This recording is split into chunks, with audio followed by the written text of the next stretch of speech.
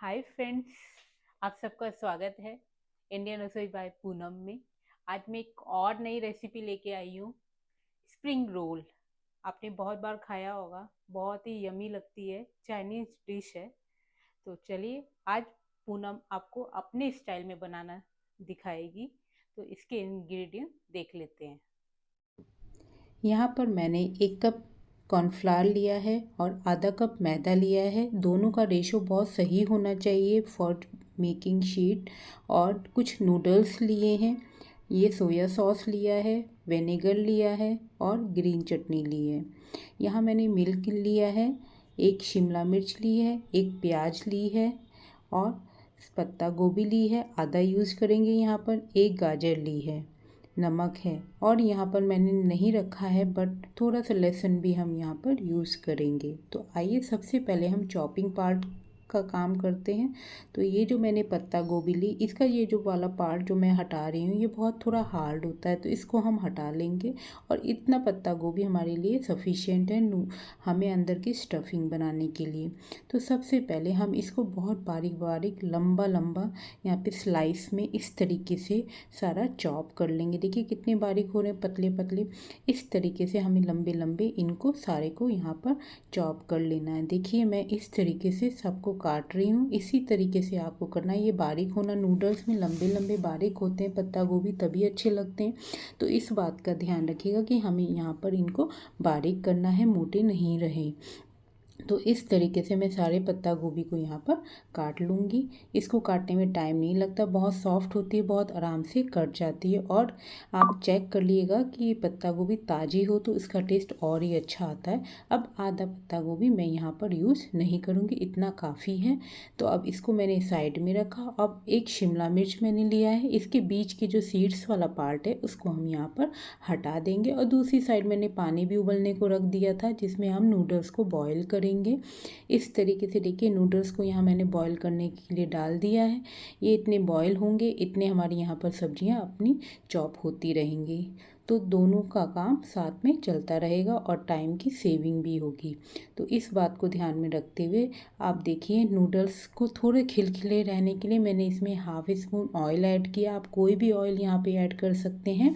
और इधर वो बॉईल हो रहे हैं और इधर हम अपनी शिमला मिर्च को बारीक बारीक वैसे ही लंबे लंबे स्लाइस में बहुत पतले पतले काटेंगे। तो इस तरीके से देखिए मैंने सारे शिमला मिर्च को यहाँ पर स्लाइस में काट लिया है। इस तरीके से देखिए कितने पतले पतले लंबे लंबे हुए हैं। नूडल्स में लंबे ही अच्छे लगते हैं, तो इस बात का ध्यान रखिए कि हमें छोटे और डिफरेंट साइज में नहीं काटना। और यहाँ साथ साथ में मैं बीच बीच में नूडल्स को चला के चेक करती रह रही हूँ। मीडियम फ्लेम पे हमारे नूडल्स पक रहे हैं। अब देखिए हम गाजर की बारी आई तो गाजर अंदर से बहुत, इसका ये वाला भी येलो पार्ट बहुत ही ज़्यादा हार्ड था, तो मैं इसको निकाल लेती हूँ। मैंने सारे पार्ट को यहाँ पर निकाल लिया। इसको भी अब हम उसी तरीके से स्लाइस में पतले पतले लंबे काट लेंगे। अब देखिए यहाँ पर मैं नूडल्स को चलाकर फिर से चेक कर रही हूँ कि नूडल्स गले हैं कि नहीं। फिंगर की हेल्प से मैं इनको तोड़ के चेक कर रही हूँ।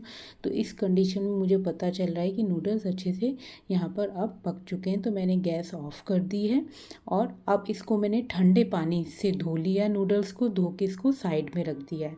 अब मैं यहाँ पर अनियन को भी और प्याज को भी बहुत बारीक बारीक लच्छेदार प्याज हमें काटनी है और पतली पतली। तो हमने इस तरीके से सारी प्याज को भी यहाँ पर काट ली है। अब आई स्प्रिंग अनियन की बारी। ये पढ़ना बहुत ज़रूरी होता है, चाइनीज डिश की ये बहुत बड़ी सीक्रेट है कि इसके बिना चाइनीज डिश में मज़ा नहीं आता। तो इस तरीके से मैंने सारी सब्जियों को यहाँ पर अच्छे से काट लिया। अब आइए हम घोल तैयार करते हैं जो हमें शीट और जो हमें स्प्रिंग रोल के लिए बनाना है। तो इसका रेशो बहुत सही होना चाहिए यदि आपको परफेक्ट शीट बनानी है। तो इस बात का ध्यान रखिएगा कि हमारा रेशो जब भी हम इसको बनाएं तो रेशो बिल्कुल सही लें, इससे हमारी शीट भी बिल्कुल परफेक्ट बनेगी। तो इसको मैं पानी और दूध दोनों की हेल्प से बहुत अच्छा एक पतला घोल यहाँ पर तैयार करूँगी। और देखिएगा गुठलियाँ ना पड़ें, इसको अच्छे से चलाते जाएंगे और थोड़ा थोड़ा करके पानी और दूध इसमें मिक्स करते जाएंगे। इस तरीके से देखिए हमें बहुत अच्छे से इसे फेंटना है। इसमें हमें टाइम लगता है, 5 से 15 मिनट तक हमें लग जाएगा इसको एक अच्छे घोल को तैयार करने में। बहुत पतला बनाना है, इतना पतला देखिए इस तरीके से हमें इसको चला जाएगा, बिल्कुल एक स्मूथ घोल को तैयार करना है। और आप देखेंगे ना, ये कलछिल पे या स्पून जिससे भी आप मिक्स करेंगे उसके ऊपर एक परत सी लग जाएगी, हल्की पतली सी। वो ही निशानी होती है कि हमारी घोल कि रेडी हुआ है कि नहीं, कितना पतला हमको चाहिए। तो इससे देखिए यहाँ पे घोल बिल्कुल पता चल रहा है, बिल्कुल एक परत हल्की वाली शीट इस पे लग रही है। तो अब मैं इसको यहाँ पर छान लूँगी, इससे इसका हमारा एक स्मूथ बिल्कुल घोल यहाँ पर बनकर रेडी हो गया। ये हमारी स्प्रिंग रोल की जो ऊपर की लेयर होती है वो होती है। इसको बनाना थोड़ा सा डिफ़िकल्ट होता है लेकिन बहुत ट्रिकी नहीं है यदि आप सही मेजरमेंट के साथ बनाते हैं तो देखिए यहाँ पे घोल बनकर तैयार हो गया। देखिए मैं स्पून पे भी करके आपको दिखाएं, कितनी पतली आप देख सकते हैं इसके ऊपर लेयर आ रही है। ये इसकी निशानी है कि हमारे घोल बहुत अच्छा बनकर रेडी हुआ है। आइए अब हम नूडल्स को बनाना स्टार्ट करते हैं। तो सबसे पहले मैंने 3 स्पून यहाँ पे ऑयल लिया। ऑयल जब गर्म हो गया, इसमें हम सब्जियां तो वैसे ज़्यादा पकाते नहीं हैं, इस बात का ध्यान रखिएगा। तो जैसे ही ऑयल गर्म हुआ हमने यहाँ पर प्याज डाल दी है। इस तरीके से आप चाहें तो यहाँ पर दूसरी स्टफ भी यहाँ पे स्प्रिंग रोल में ऐड कर सकते हैं, जैसे कि आप बिना नूडल्स के भी सारी वेजिटेबल्स से भी आप उसके अंदर स्टफ फिल कर सकते हैं। ऐसा नहीं है कि बस आप नूडल्स के साथ ही करें, आपकी जैसी इच्छा हो आप वैसे नूडल्स और यहाँ पर स्टफ़ को बना सकते हैं। नूडल्स वाले चाहते तो नूडल्स वाले, वेजी वाले चाहते तो वेजी वाले। तो देखिए अब मैं यहाँ पर सारे सॉस को ऐड करती हूँ। मैंने यहाँ पर 1 चम्मच विनेगर लिया है, 2 चम्मच सोया सॉस लिया है, 1 चम्मच मैंने ग्रीन सॉस लिया है, सेजवान चटनी 1 चम्मच लिया, 1 चम्मच मैंने टमाटो सॉस लिया और थोड़ा सा नमक स्प्रिंकल करके सारे नूडल्स के साथ इन सब्जियों को अच्छे से मिक्स कर लिया। देखिए कितना अच्छा, इसको तो ऐसे भी हम खाएं तो बहुत टेस्टी लगता है, जैसे हम चाउमीन खा रहे हैं वो टेस्ट और फ्लेवर आता है। तो ऊपर से थोड़ी सी मैंने ग्रीन अनियन को यहाँ पर स्प्रिंकल कर दिया है। इस तरीके से हमारा अंदर का स्टफ़ बिल्कुल रेडी हो चुका है। इसको अब हम ठंडा करेंगे। तो मैंने क्या किया, एक प्लेट में यहाँ पर इस सब को निकाल लिया है ठंडा करने के लिए। आप देखिए कितने अच्छे बने। इसको हम नूडल्स के तौर पे, चाउमीन के तौर पे जैसे चाहें खा सकते हैं, बहुत अच्छी लगती है। इसके साथ आप ग्रीन सॉस के साथ खाएं या चिली सॉस के साथ खाएं, तो खाने में वैसे ही बहुत टेस्टी लगती है। तो देखिए इतने ही यहाँ पर ठंडा होता है। तो आइए हम शीट बनाते हैं। शीट बनाने के लिए हम हमेशा नॉन स्टिकी पैन का यूज़ करेंगे, इस बात का ध्यान रखिएगा। आयरन के तवे या किसी और आयरन वाली शीट या कास्ट वाली पे हम चाहें बनाना तो ये अच्छे से नहीं बनती, इस बात का ध्यान रखिएगा। एक कलछिल मैंने डाला और पैन को हम पूरा अच्छे से चारों तरफ रोटेट करेंगे और उसमें जो बचा हुआ होता है उसको हम वापस उसमें अपने बोल में, जिससे हम डाल रहे हैं उसी बोल में पलट देंगे। और इसको बिल्कुल स्लो में ही गैस पे हमें पकाना है। आप देखिए इस तरीके से बिल्कुल स्लो फ्लेम पे पकाएंगे तो आप देखेंगे साइड साइड से ये खुद ही उठने लग जाएगी, इसका मतलब ये कुक होने लगी है। और इसको हमें बहुत ज़्यादा नहीं पकाना होता, बिल्कुल नीचे से भी सफ़ेद शीट रहेगी, ऊपर से भी बिल्कुल सफ़ेद शीट रहेगी।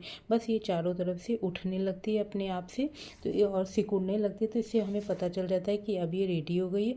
तो देखिए स्लो फ्लेम पर ये कितनी अच्छी हमारी ये शीट यहाँ पर बन गई है। इस तरीके से देखिए हमारी लगभग एक शीट यहाँ पर रेडी होती है बिल्कुल स्लो फ्लेम पे। अब हम इसको यहाँ पर चेक करके उतार लेंगे। तो देखिए अब ये उतर गई। अब मैंने यहाँ पर दूसरे को डाला है, दूसरे घोल को भी उसी तरीके से डालेंगे। बहुत आराम से मेरी यहाँ पर बन रही थी, इसके लिए बस नॉन स्टिक ध्यान देना है और साथ में हमें जो हमने घोल तैयार किया उसका सही मेजरमेंट होना ज़रूरी है। आप देखिए मैं उंगली की से आपको दिखा रही हूँ कितना झलक रहा है, तो इससे ये हमारा पता चलता है कि हमारी शीट बहुत ही हल्की और पतली बनी। जितनी पतली बनती है उतनी अच्छी होती है। और जब इनको हम रखेंगे तो एक के ऊपर एक तो ये चिपक जाती हैं एक दूसरे से, तो इस बात का ध्यान रखिएगा। थोड़ा सा डस्ट हम चारों तरफ स्प्रेड कर देंगे, उसके बाद दूसरी शीट को डालेंगे। फिर दूसरी शीट के ऊपर जब तीसरी शीट आएगी तो उनके बीच में भी हमें इसी तरीके से डस्ट को चारों तरफ फैला देना है, फिर डालना है। या तो आप इसकी जगह ऑयल को भी डाल सकते हो। तो इस तरीके से देखिए मैंने यहाँ पर सारी शीटें तैयार कर ली। और साइड वाला पार्ट यदि आप चाहते हैं और इसके बिना भी आप चाहें तो वैसे भी बन जाती है रोल।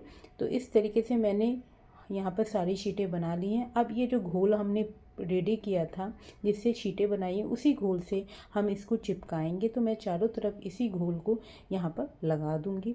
आपको थोड़ा ज़्यादा लगाना है जिससे ये अच्छे से चिपक जाए। तो इस तरीके से देखिए मैंने एक लेयर पे लगा के इसको बीच में नूडल्स को यहाँ पर रख दिया है इस तरीके से, और दोनों के साइड को हम यहाँ पर फोल्ड कर देंगे।